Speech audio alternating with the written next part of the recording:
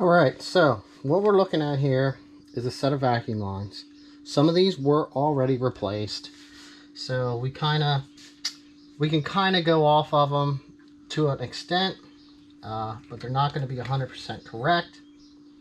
So we kind of need to separate them so that we know what we got here and actually get them hooked up right. Okay, this one here will go to your TPS sensor, which is over here, typically mounted. Sometimes people throw these things down through the wheel well. I don't know. You know what I mean? Hard to say. Okay? And your red hose gets hooked down onto the pipe, the charge pipe, cold side pipe, right before the throttle body. Alright? Now, for some reason, we have all of these extra ones here. I'm not quite sure what's going on, but let's get this green one. Run back through here. All right. Okay, so we have our pink one. All right. The pink one will go to the diaphragm back here, blow off valve, whatever you got going on. You know, if you have one here, if not, you can run it up to the front, or you can tee that stuff off differently.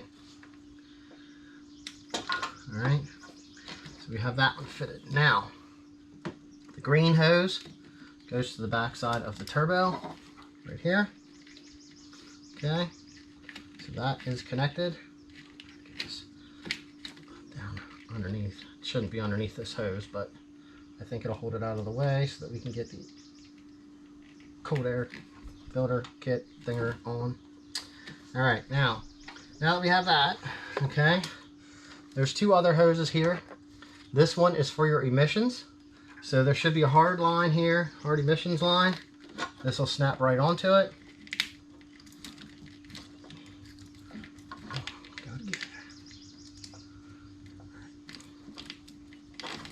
I gotta see. All right, it's together. Now, you have this line here. That goes to the bottom of the turbo. All right. This one here should be a black line. All right. And it goes here, I think. Double check this.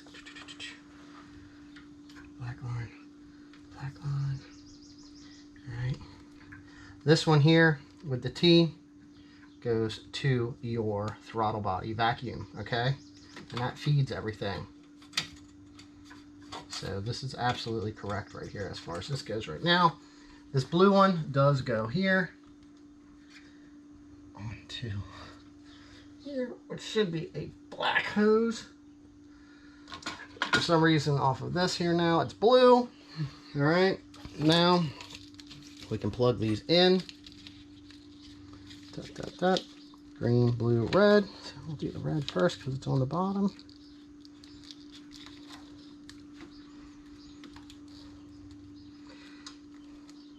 I probably shouldn't have mounted the solenoid. Just makes it a little tight to try to get in here. All right, now we have blue.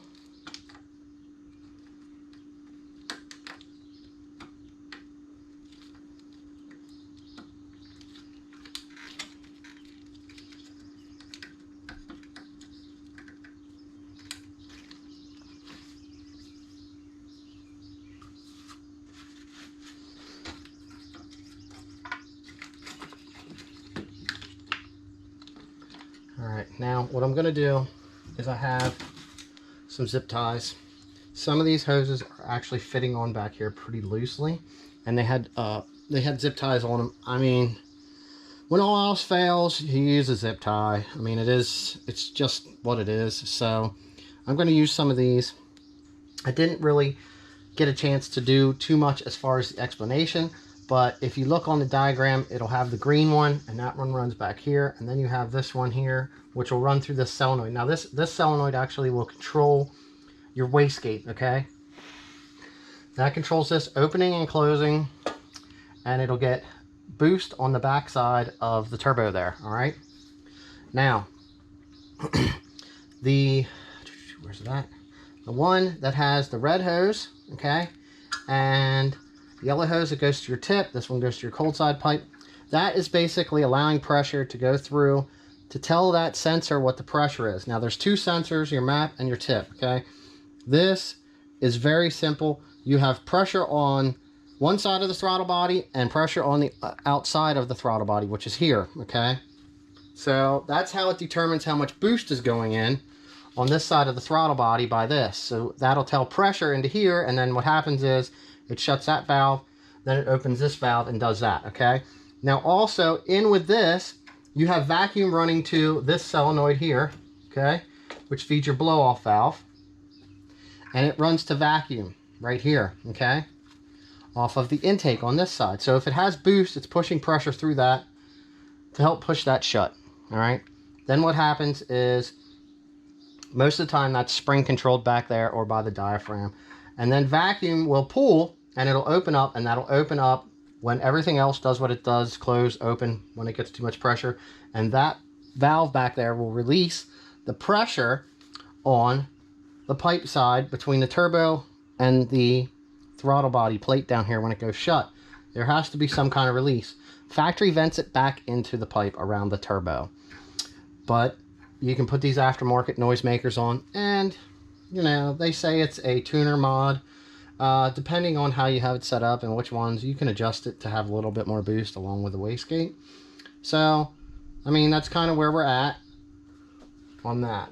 So I'm going to get a couple more zip ties on here, and we're almost to the point where I need to get the front bumper cover on here because we have our intercooler and it is now installed. But I'm going to run some screws into that to re-secure that thing, similar to the way it was, I guess, at one time. And, you know, then we're off to getting the front bumper cover on, which should not be a problem. Looks like all the parts are here. I just have to dig out some more bolts or screws so that we can get it installed onto the car. Dirty, greasy, and a little bit sweaty. It's way hot and humid today. But we are now at the point where everything is assembled on the car. All the bolts are in the right place. We just need to install our battery that we have our hold down. I zip tied some of these hoses here that were going to be loose. Yeah, I got nice fresh clean oil. Transmission is full.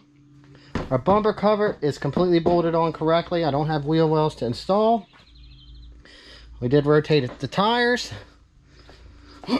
This one here is pretty rough. So we even got the guy's plate on. Like I said, he just bought the car. He didn't even drive it long. I don't even think he had a chance to put the plate on. Let's take a look under here. All right. Now, hopefully this picks up the darkness down here. We have the starters on right. We have all these bolts here we replaced. This is what was here, so I used it. I did find the studded ones and put them in. You know, we got everything else is assembled. This is on right. Everything is looking pretty good. We did replace our bolt there in the axle that was wrong. Like I said, I got this brake hose over here. There's still a little bit on here. Sprayed this stuff down like 2 or 3 times. But it was busy dripping for I don't know how long. At least it's been here for a couple days dripping.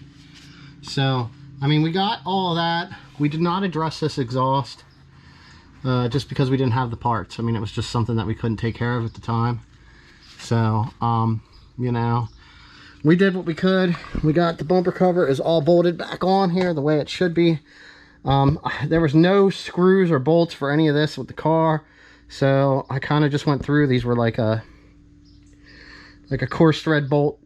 Coarse thread bolt that should be in there, but it had 2 small heads. So I just stuck washers on. So that'll sufficiently work for that. So I'm going to throw the battery in here, let this thing down on the ground. I'm going to move the jacks out of the way. We'll throw the battery in here and we'll take this thing, start it up and drive it out the driveway and see how it acts. All right, well, here we go. Is that 121? Alright guys.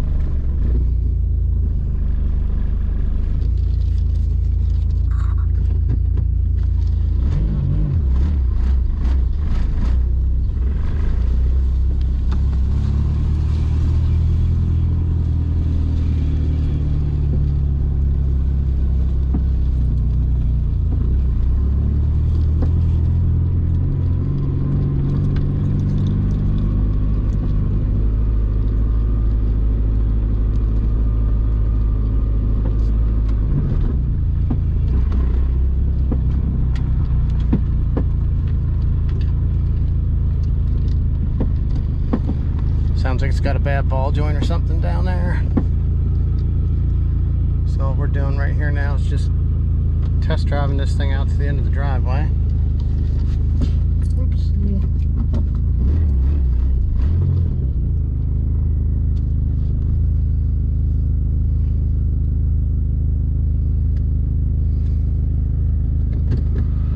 Oh, neighbor.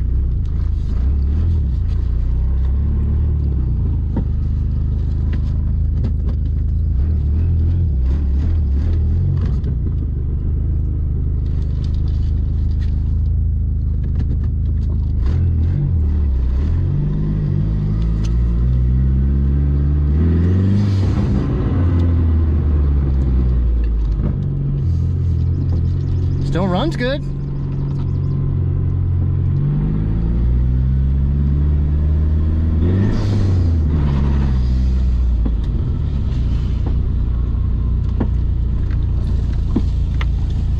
Alright, well, let's pull this thing in, maybe see if we can't see what's rattling. Still a project.